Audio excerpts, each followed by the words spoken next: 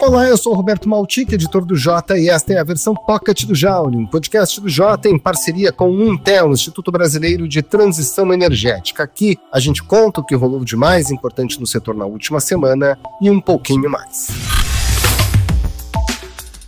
A ANEEL decidiu na terça-feira, por maioria, não encaminhar ao TCU e à CGU o processo sobre a securitização de recursos da Eletrobras para quitar empréstimos tomados pelo setor elétrico nos últimos anos. A operação foi realizada em 2024 pelo governo para atenuar as tarifas de energia elétrica e envolveu 7 bilhões e 800 milhões de reais.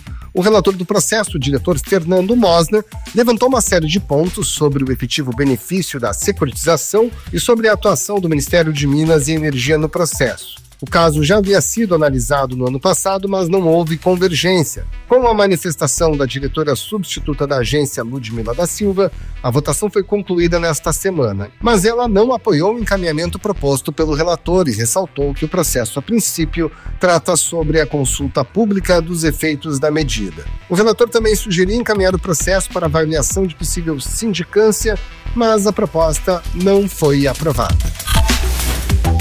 Após o recesso parlamentar, o Congresso retoma as atividades com a definição de novos nomes para a presidência da Câmara e do Senado.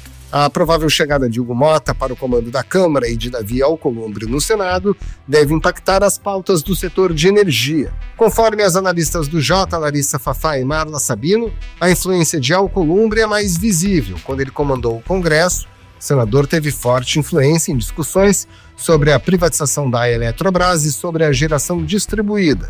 Para os próximos anos, o senador do Amapá deve ficar atento à exploração de óleo e gás na área da margem equatorial.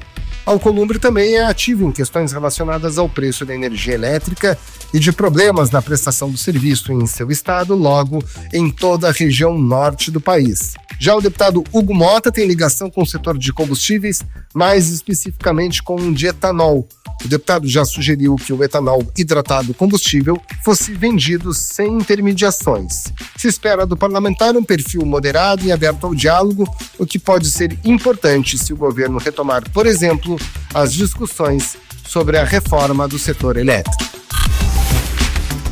O governo planeja realizar um leilão de reserva de capacidade com a possibilidade de contratação de sistemas de armazenamento, ou seja, de baterias, no segundo semestre.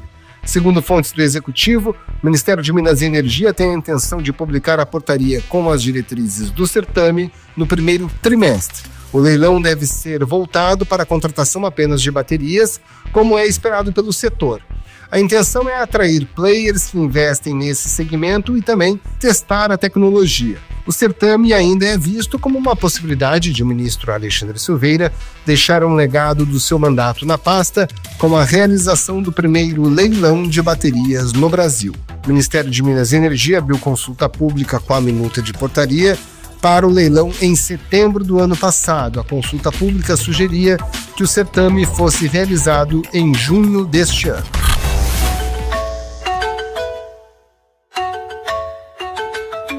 No Jaule desta semana, o podcast de energia do Jota, que vai ao ar sempre às terças-feiras, debatemos o potencial brasileiro para a produção de hidrogênio verde.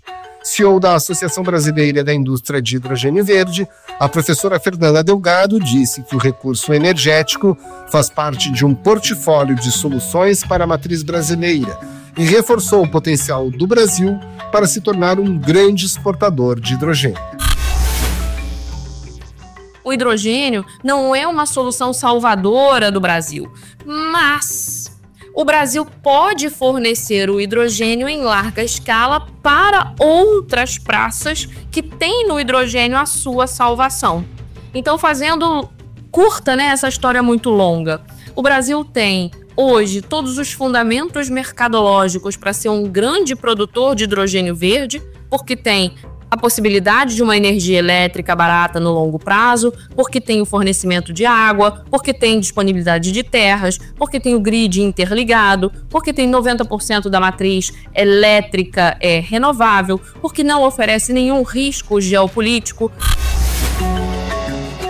E para ficar de olho na próxima semana, acompanhamos a reunião de fevereiro do Comitê de Monitoramento do Setor Elétrico e o possível agendamento da primeira reunião do Conselho Nacional de Política Energética de 2025.